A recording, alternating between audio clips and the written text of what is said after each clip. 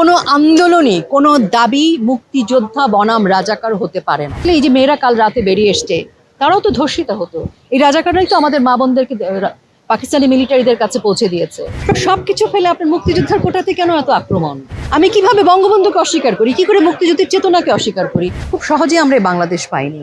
আজকে বাংলাদেশ না হলে এই যে আমি আপনি এত কথা বলছি, এই কথা বলারই তো আমাদের স্ট্যাটাস থাকতো না। আমরা কোথায় থাকতাম?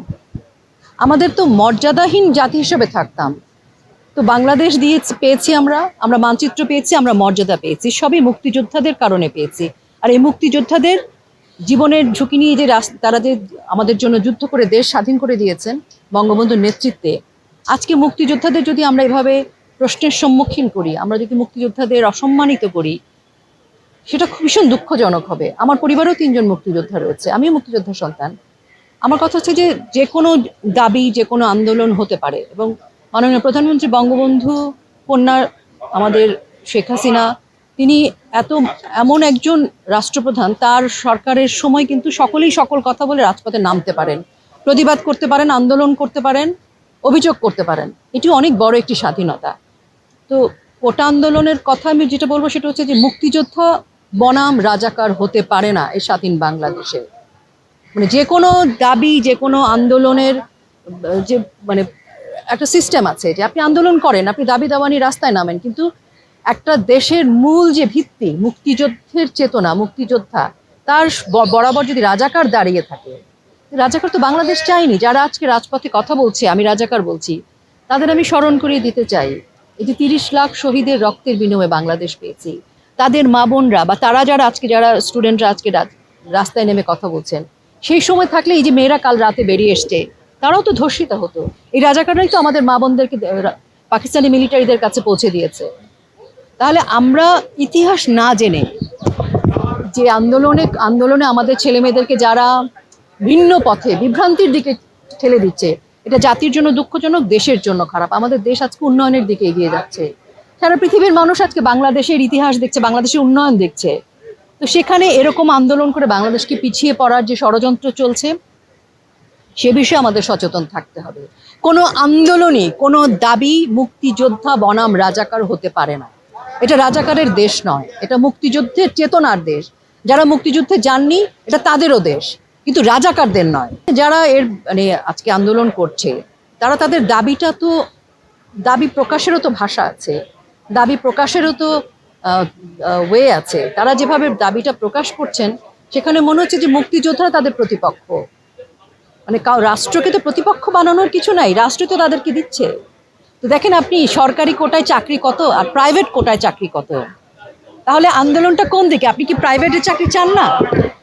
একজন মুক্তিযোদ্ধার সন্তান বা মুক্তিযোদ্ধার কোটায় যারা চাকরিতে যাচ্ছে, সে তো ঘর থেকেই চাকরিতে যাচ্ছে না, তাকে সকল স্তরের মেধা প্রমাণ করে তারপর যেতে হচ্ছে কোটার কাছে। একজন বাংলাদেশের নাগরিক, সে বাংলাদেশের যে ভিত্তি, প্রধান স্তম্ভ আমাদের মুক্তিযুদ্ধের চেতনা, তার বিরুদ্ধে দাঁড়াতে পারে না। আমি আমার 30 লাখ শহীদকে তো অস্বীকার করতে পারি না কোনোভাবে। আমি আমার 3-4 লাখ সম্ভ্রম হারানো মা বোনকে কি করে অস্বীকার করি? আমি তো এই কোটা চাই না, আমি তো এই শিক্ষা চাই না, আমি তো এই আন্দোলন চাই না। হ্যাঁ, আমি চাই আমার চাকরি হোক, আমি চাই আমার সন্তানের চাকরি হোক, সবই ঠিক আছে, কিন্তু এর দাবির মানে তো এই না যে আমি আমার মুক্তিযোদ্ধাকে অস্বীকার করব, আমি আমার সম্ভ্রম হারানো মা বোনের ত্যাগকে অস্বীকার করব। তো আরো তো কোটা আছে, আপনার ডিস্ট্রিক্ট কোটা আছে না, নারী কোটা আছে না? তো আপনার সবকিছু ফেলে আপনার মুক্তিযোদ্ধার কোটাতে কেন এত আক্রমণ? তার মানে এটা কোনো না কোনোভাবে মুক্তিযুদ্ধের চেতনার প্রতি আক্রমণ। আমরা যে অসাম্প্রদায়িক চেতনার বাংলাদেশের কথা বলি, তার প্রতি আক্রমণ, বাংলাদেশের উন্নয়নের প্রতি আক্রমণ। আমার সন্তান চাকরি করবে, সেটার জন্য কোটা আছে কিনা সেটা তো বড় কথা নয়। আমার সন্তানের মেধা আছে, সে চাকরি পাচ্ছে। আমার সন্তান, আমাকে তো মেধা দিয়ে, আমি যে আজকে রোকেয়া প্রাচী হয়েছে, আমি তো মুক্তিযোদ্ধার সন্তান, তা আমাকে তো কোটায় মিডিয়াতে আজকে স্ট্যাবলিশড হয়নি, আমাকে কিন্তু যোগ্যতা দিয়ে প্রমাণ করতে হয়েছে, যোগ্যতা দিয়ে প্রমাণ করে আসতে হবে। এই বাংলাদেশ যে আমরা পেয়েছি, সেটা আমাদেরকে যারা দিয়েছেন, আমরা যদি তাদেরকে অস্বীকার করি, তাহলে আসলে আমাদের যে বাবা মা যারা আমাদেরকে জন্ম দিয়েছেন, তাদেরকে অস্বীকার করা নামান্তরে। আমি কিভাবে বঙ্গবন্ধুকে অস্বীকার করি, কি করে মুক্তিযুদ্ধের চেতনাকে অস্বীকার করি, কি করে একজন কৃষক যিনি মুক্তিযুদ্ধে গিয়েছেন, ঘরের কথা ভাবেননি, তাকে কি করে অস্বীকার করি? কিন্তু তিনি তো তার স্ত্রী সন্তানের কথা ভাবেননি কোনোদিন। তিনি যদি স্ত্রী সন্তানের কথা ভাবতেন, ঠান্ডা মাথায় চিন্তা করে যেতেন, পরিকল্পনা করে যুদ্ধে যাওয়ার কথা ভাবতেন, তাহলে বাংলাদেশে 30 লাখ শহীদ আপনি পেতেন না। যখন কোনো আন্দোলন হয় তখন মানে কিছু কিছু রাজনৈতিক অপরাজনৈতিক দল আছে যারা সেই যৌক্তিক আন্দোলনগুলোকে স্যাবোটাজ করেন। তারা সেই আন্দোলনের মধ্যে আমরা ফোনালাপ ফাঁস হয়েছে, আমরা শুনেছি যে লাশ ফেলা দরকার, অমুক হওয়া দরকার, টাকা লাগলে টাকা দেবে, এরকম কিন্তু অনেক ঘটনা আমরা সাক্ষী বাংলাদেশে। তো এরকম অপরাজনৈতিক দলগুলো এখন তৎপর, তারা অবশ্যই চেষ্টা করবে আমাদের কোমলমতি ছাত্রছাত্রী যারা আছেন, যারা যৌক্তিক দাবি নিয়ে কিংবা অযৌক্তিক কথা বলছেন, সকল কিছুর ক্ষেত্রে তো একটা বিভ্রান্তি ছড়ানোর চেষ্টা করছেনই।